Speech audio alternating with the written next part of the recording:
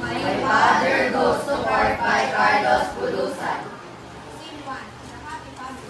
Pictures of the family together laughing and playing.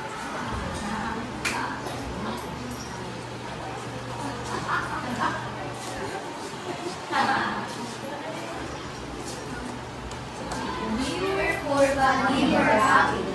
My father was always laughing and so were we.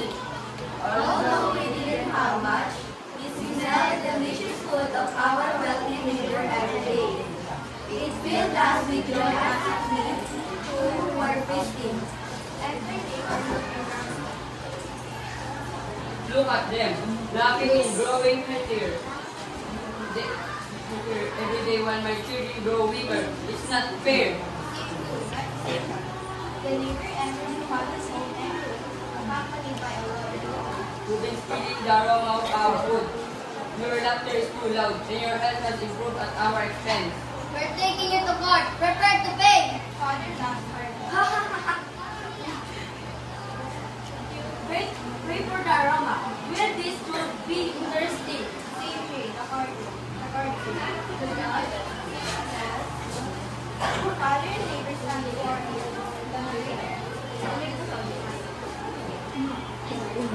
Let the case begin. Neighbor, state your complaint. This man and his family have stolen the aroma of our food. They become healthy from it.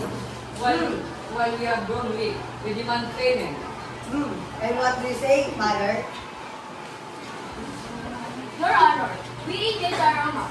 It's true, but how you can steal something intangible? An interesting point. Do you have a way to resolve this? Father took out a small bag of coins, written them out. Here is payment. Your Honor, this is the sound of